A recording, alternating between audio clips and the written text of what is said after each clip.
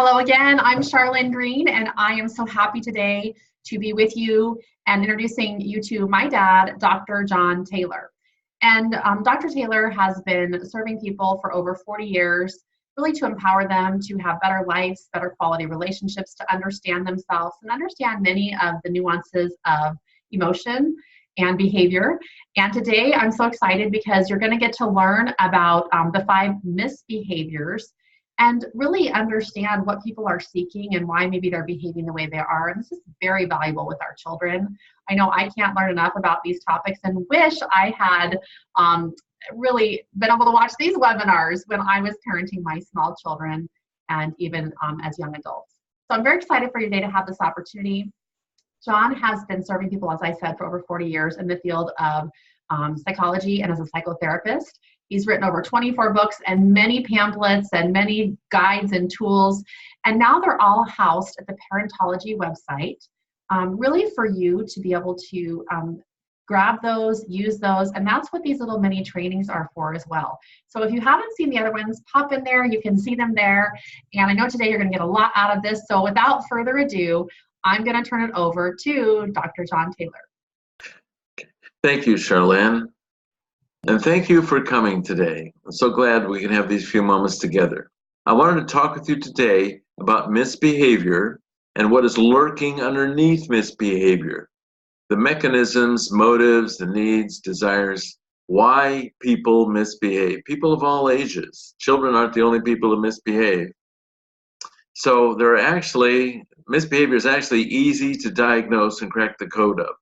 There are only 5 needs lurking underneath all misbehavior of children.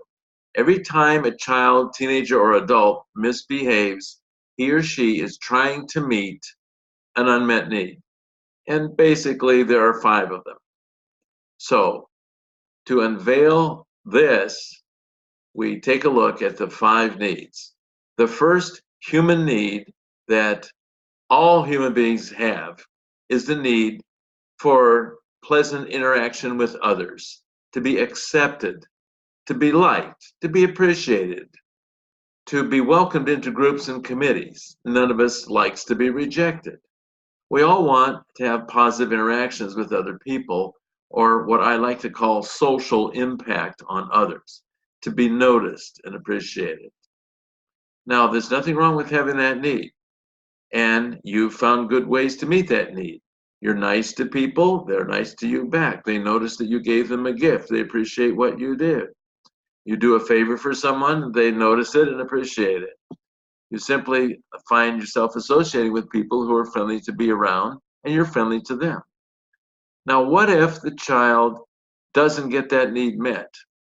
Deep down inside, there's going to be a burning need to drum up people noticing me, and people waiting on me, serving me, being impressed by me.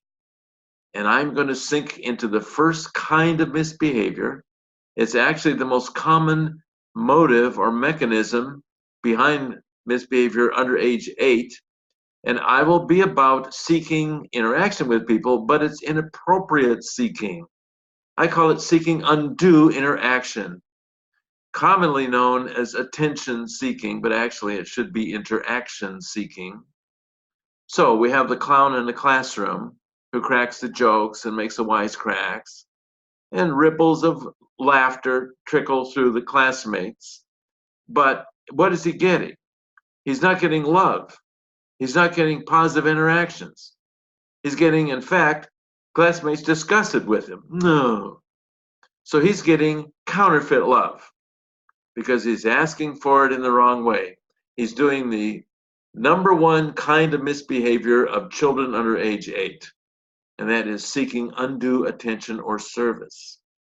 One way to get undue attention is to act helpless and trick mommy and daddy into giving you one more glass of water, one more bedtime story, etc. Now, the second need underneath misbehavior, and it is a universal human need, nothing wrong with it, every human being has it, is the need of all human beings to stand apart from others, stand on their own 2 feet, and influence their own destinies. A need for personal power and influencing your own life. making your choices. You do that all the time. You choose which clothing you want to wear today, what food you're going to eat, etc., what time you're going to do this, that, or the other. You choose what sport you're going to participate in or watch. You choose which friend you're going to visit, etc. So you're constantly making choices that govern your life. Nobody likes to be a slave. Now, every human being has that need. But what if a child doesn't get that need met very well? Then deep down inside, there's going to be a burning need to find moments and pockets of feeling temporarily one up over somebody, bossing them, in power over them, and not letting them control me. So the misbehavior version of finding need number 2 is illegitimate power display. The teenager who tricks the parents into yes you will, no I won't, yes you will, no I won't arguments. They're called verbal power struggles. Now the animal that symbolizes the first kind of misbehavior, as you saw from the slide, is a peacock. Look at me, aren't I something?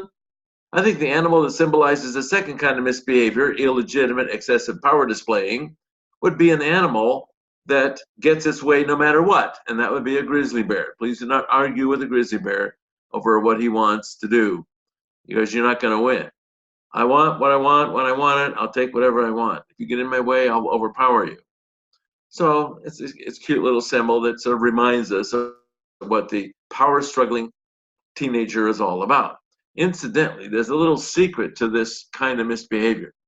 The power struggling child or teenager who wants to invite you and trick you into having a power struggle with him or her, their goal is not to win that struggle.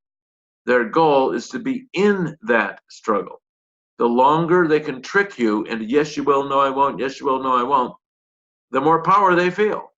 Every time you say yes you will and they say no I won't, that's one more notch of power they felt. And so they really like being in the power struggle. In fact, go out of the way to trick you to get into one with them.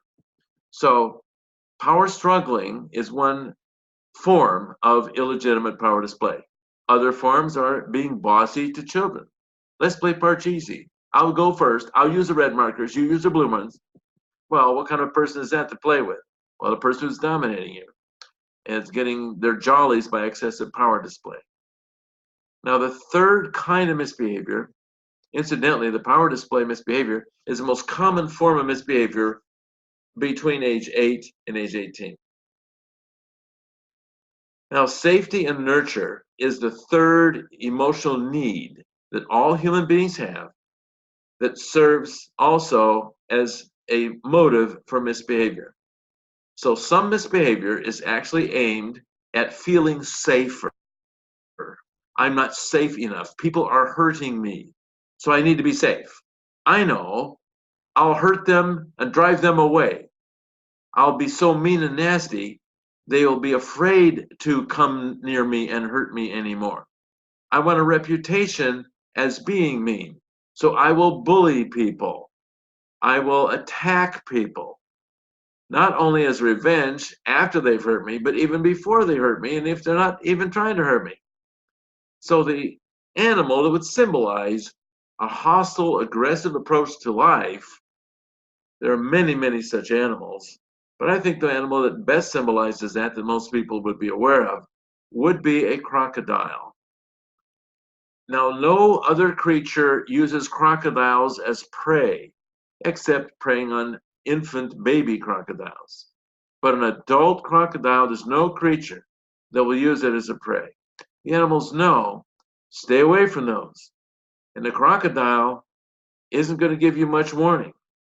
And even though you're just walking by, nearby, the crocodile is going to attack you. So I think it's a good symbol.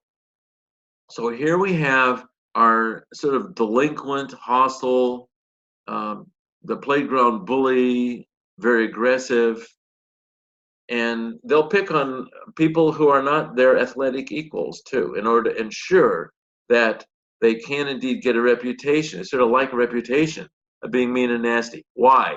to keep people away from me, therefore they won't hurt me. So their motto is go away from me and be intimidated by me. So that way I'll be safe at last. Now, going along with being safe is being nurtured and loved. They're sort of flip sides of the same coin. So everybody has a need to be loved, and everybody wants to be safe, emotionally and physically. That's a universal human need. But if they're not getting that met, maybe they're in an abusive situation or of some sort, someone is abusing them constantly, then they're not going to be convinced the world is safe. They might sink down to misbehavior way to get that need met. Now, we must remember that there are appropriate ways to get all of these needs met. If you're not getting enough attention in your life, you're an 8-year-old and you don't think mommy and daddy pay enough attention to you, there are win-win ways for you to get that need met. Misbehavior is always a lose-lose choice. The child loses and the victim loses. So there are win-win ways to get all these needs met. And of course, that is what we want children to do. Now, the fourth kind of misbehavior, the need underneath it, is another a universal human need. And that is to feel competent, strong, capable, productive, having that I can do it kind of self-confidence. Of course, all of us want to have that. And that's irrelevant to your talent or IQ level. Everybody needs that to happen for them. Now, what if it's not happening for this child? They think they're stupid. They think they can't do it well enough. All that will be made worse by perfectionistic thinking. Then they might choose a misbehavior way to avoid feeling incompetent. And the animal symbol would be the opossum.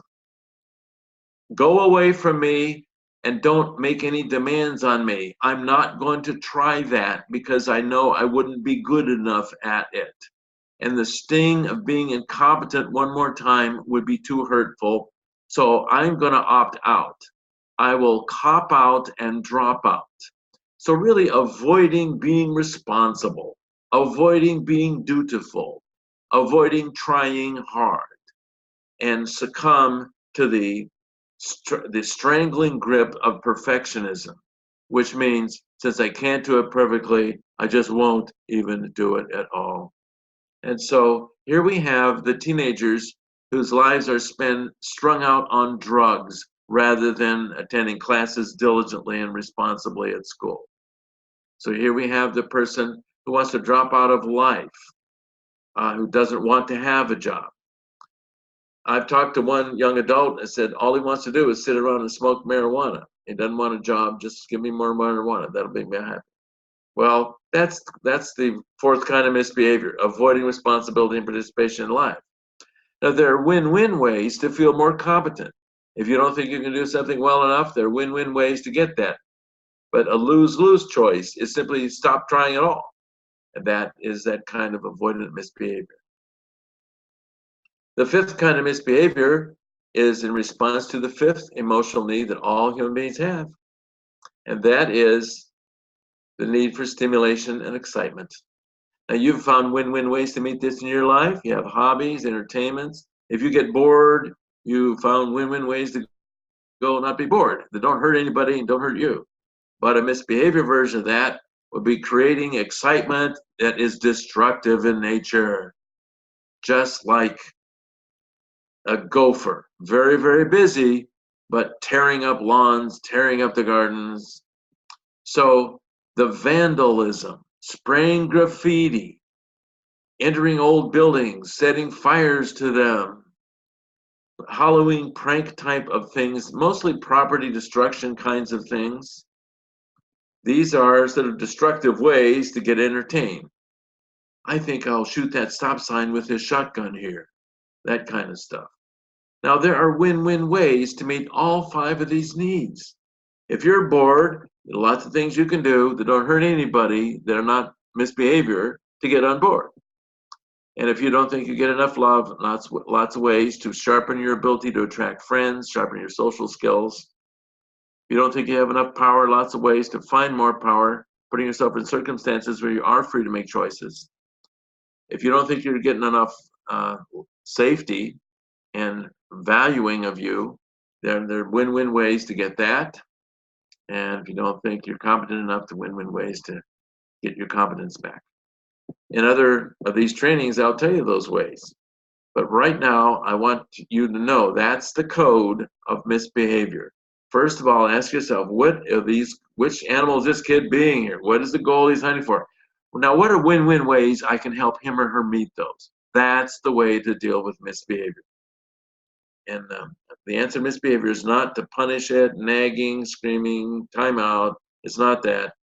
It is meeting the needs legitimately, meeting those same needs. Find a win-win way to meet those needs that they're mistakenly choosing to try to find met in a lose-lose way. That's really the way you handle misbehavior. Well, don't overlook that there are many resources on this at our website. My book, Understanding Misbehavior, clarifies those 5 motives underneath misbehavior and tells you what to do about each of the 5. For mental health professionals, my book on diagnostic interviewing the misbehaving child also gives guidelines for unearthing those motives underneath the misbehavior. And for educators and school counselors, my book, Understanding and Counseling the Misbehaving Student, applies these principles to schools. So we have lots and lots of resources to help you at our website at Parentology.guide. Thank you so much for participating today. I'll have lots more for you on more of these sessions. Thank you very much.